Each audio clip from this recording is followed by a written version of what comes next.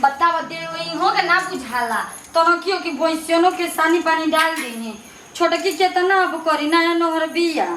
लगले शादी भइल बाटे खाली पिया तनी खा तनी उतने में मौज रहा तनी मैं कुछ बुझाते नहीं खे एकदम तो अपना पहले दिमाग नहीं कि का करी ना करी। ए भगवान हाय देख चोकरवा वैसे ही बात छो देले बावन जा बतावा एगो मछली बिया तो कामे धाम ना करी ओकर तबियते खराब बा का करी हम ही न बड़ बानी तो हम ही न लेके चलब कुछ हमरा समझ में नहीं आवत एगो के तबियते खराब बा छोटकी अभी आइले भी कितना हम काम करी। हां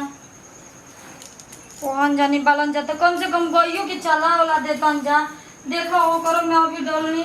आ तारा खाए के नहीं खे खाली तू कइले बड़ू जा दीदी। हां छोटको अरे का करते जोजा ओ तू ये जो दुआर अब काहे कइला हो ए दीदी जाना तुम घरवा में बड़ी गर्मी औसले रहे यही से आ गेले आ सुनी ना ज्यादा केहू देखला सना ना ना ना हमरा केहू ज्यादा ही अपने आ घूमे हो करने के दिक्कत का दीदी सुनी ना कहनी है ना कि हम छोटकी आइल बिया ना को चाल ढंग तनको सुहाग नहीं खे का होगी रे और जब देखो तो फोन पे लगा रहत क्या बतिया तो होती है अब अरे माई से अपना बतिया होत नया नहर आई बात दीदी हम माई से हमू बतियाई ना लेकिन ना हम जेकरा के देख ली ना एक नजर में बताती ना के का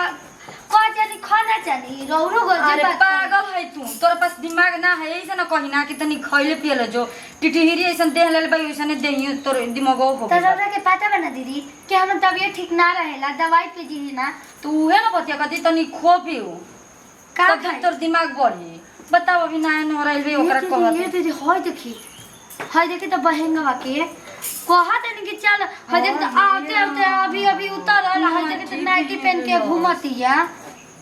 और बोलला पर खराबे लग जाई ए छोटा की बाड़ा के आदत निक नहीं खिलागत रे आज तक ले तू हम सूटो ना पहनी जाना नाइटी है और वो छोड़ी ना एगो पहने के सीमा ना होला हई जे के सुबह उतरला शाम में भइला निकल गई बहंगो नियन उड़ल चलते हां छोटा की रुक हम देखत नहीं ओकरा के अभी बतावा तनी ई कौन आदत नाइटी पहनी हन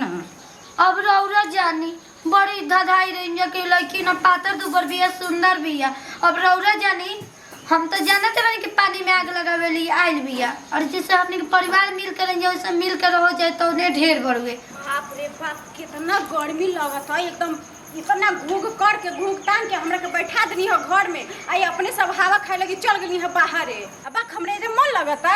नैहर में कितना हम सखी सहेली के साथ घूमली है जे प्रिय में घर में एकदम मन जुआ था एकदम रुकी तनी यार से अपना बात कर ले तनी कहाँ बानी हेलो हेलो का हो कहे नहीं के बोला तनी जी इतना देरी से लो बोला आवाज तार कटता आवाज कटता बोला क्या कहते रू देखिए हमरा जे पर मन नहीं खे लगता ठीक बा तू तब जाके भुलाइए नु गइलू ससुरा सुबह में आबे कोई नहीं हां शाम में फोन कर देनी है कहत नहीं भुला गईनी है तब फोन करे के चाहे नु तहरा तू तो फोने ना कइलू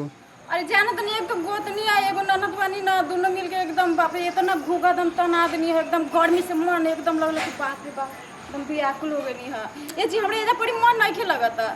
तो का कर मने आवे के मन करता का तहरा वजह से हां हम आइम ना एजा बड़ी कोहबर का गोड़ा पागल हो गल हो का तहर बियाह हो गेल अब तहरा ओइजे रहे के बा ना हम ना रहो हम एजा ई काहे हमरे एगो तो बेजे मन नहीं खे लगत तहरा हां न घूमे के बनो कुछ ऐसे गर्मी में बैठा देनी है और घरे रहत रहनी है तो कितना हमने सब बाजार उजार सब घूमत रहनी है चलो छोड़ ई सब और सब बतावा का चलबा और सब ठीक हो अपना कहीं सब बढ़िया बाटे अपन बतावा अपन ठीक है के हला पूछबा ल तब खुश बाड़ू नु खुश बानी यही से खुश बानी वही से हम फोन कइनी है ठीक बा कितना खुश अरे बानी एक तक फोन कइलू हो कतना देर के बाद फोन कइलू तू कितना देरी हो गई कितना देरी हो गई अरे वो कहाँ गई है तू जे गइलू हते कहल फोन कइलू है हमरा के अरे बेशरमी तोरा लाज मिठवा के करल अरे दीदी घरे मम्मी से बतियावत नहीं हेलो कट गई के हरे काट देलो अरे घरे हम मम्मी से हाय तू अपन हुलिया का बनैले बड़ी आज एली आज चिड़िया चिड़िया चरिता देखा देली बड़ी गर्मी लगता दम लगता सब हम खोल खोल के फेंक दे नहीं के पहने के मन करता ढेर भइल बड़ू तू घर में मिले ढेर भइल बड़ू ठीक कहत रहे मछली ठीक कहत रहे हम एकर बात ना मानत रही का हो तारा अपने मन ला शर्म नहीं छे काला शर्म बा का आज उतारल हुआ पर रूप भेलता हमनी के आज तक ले शादी के हो गई देखो हम 20 बरिस हो गए तो हम ना सुना हम घरे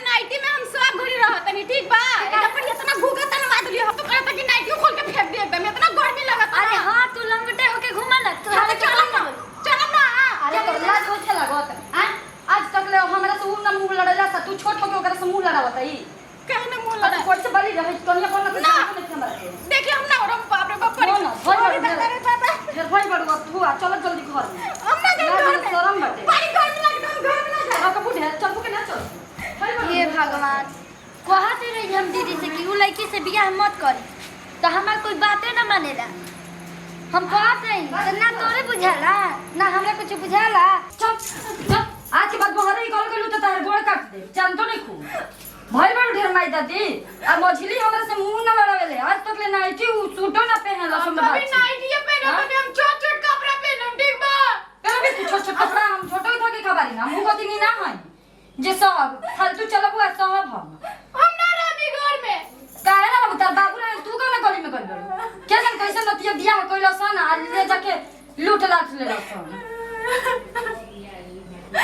आज तक ले मछली बतावा हो एगो हमर मुंह ना जबान ना लड़ेले होई आई कैसे ना पहनिए ना हम का ना पहनो हमें पहने के तोरा के माना नहीं खे लेकिन घर में रात के समय पे समझ दिन गई में हम पहनम बड़ी गर्मी लगता पहना दिन में ना भाग झगड़ा के बाद देखो बात सोच ले टेढ़ी बहुत हम गोतनी घर में पहने वाली नाइटी आज बदी कहिए घर में ले न तो गोड़ काट के धो दे यही ना मोर इज्जत सारा लेके धइले बड़ी आदमी के हम जाने बोल के चोगले हम तोरे में रह जावे घर में भाग जाए हम ना रह का हो रे नु काहे रोता तू